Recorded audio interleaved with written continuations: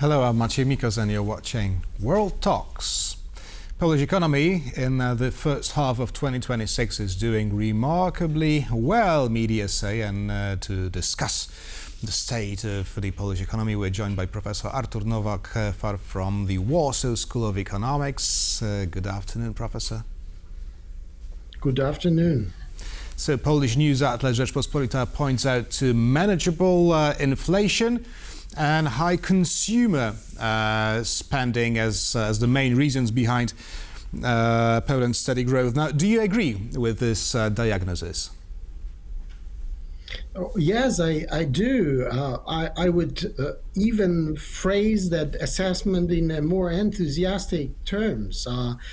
Inflation is in the very target of the Monetary Policy Council of the National Bank of Poland, which means that we are just in when it comes to the inflation, and the inflation is not exceeding 2.5%.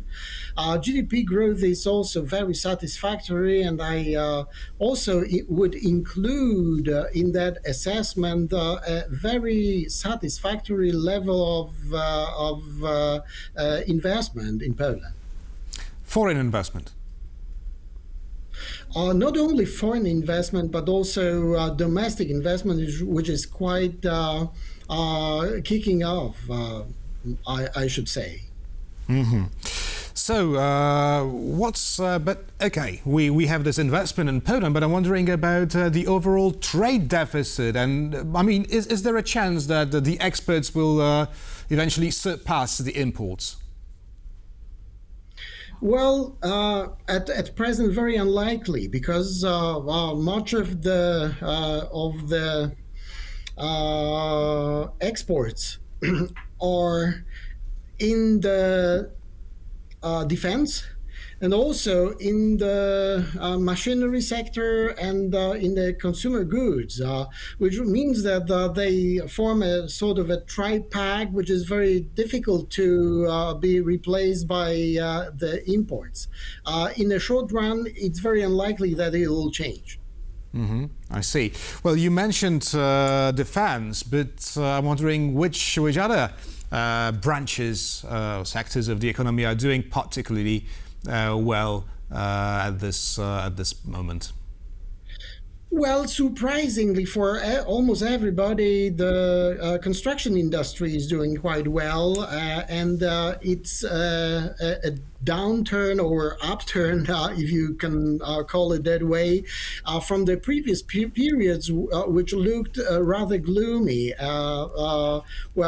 It is. It can be interpreted as a boost, as a result of a boost in the consumer spending and the investment spending, which is quite remarkable. Right. So construction and which branches still need more investment for a more sustainable growth? Because if we're building more places to live, then we will have to buy some furniture and so on. Well, furniture, if you mentioned that sector, and there are some other sectors of consumer targeted production, those sectors may need some more investment, may need some more boost from elsewhere, because it seems to me that they are not doing at par with other branches of the economy. And also, international transportation used to be a sort of a flagship of the Polish economy, one of the flagships of the Polish economy, and that sector is now doing quite well. Mm-hmm. Professor, you mentioned high consumer spending, but is it just because the Poles are earning more, or is there something else behind it? Well, when consumers are spending remarkable amounts of money, that most likely that is an evidence of a good sentiment, optimistic sentiment of consumers. But of course, they'll have to have resources to, to somehow feed up that sentiment. And here we are observing a situation where the increase in wages is more dynamic than the increase in GDP. And that is the main reason of the consumer spree in Poland. But that phenomenon is also a little bit dangerous for the Polish economy because, that would mean that, the productivity of labor force is lesser than the wages is meant to somehow reward the effort. I see. So you're advocating for lower wages or less spending, or how to interpret your words? Well, I'm not advocating for anything, but I just see the phenomenon which is quite dangerous, namely the increase in GDP, in the value of all the products which are finished products which are produced during the year, is less dynamic than the increase in wages. And the wages are meant normally to pay for the increase in GDP. It would be okay and quite good, quite satisfactory, quite also comfortable when the two goes head in hand equally. When one is much bigger than the other one, and in our case, the increase in wages is quite dynamic in comparison to the increase of GDP. That is the evidence of some imbalance in the economy. People are paid more and more for not the commensurate effort, and it should be that they are paid more and more for commensurate effort. I see.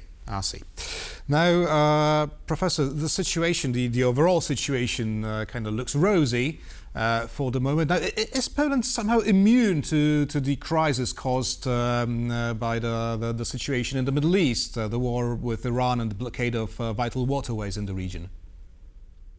So far, so good. Yes. Poland looks very immune, and it looks like an island of stability in comparison to all the other countries.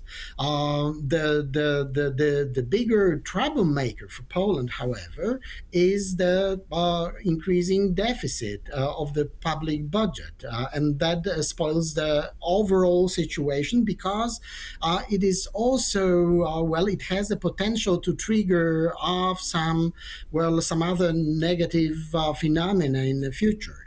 I don't know whether that would really happen, but the clouds are ahead of us as well as rosy patches of the skies.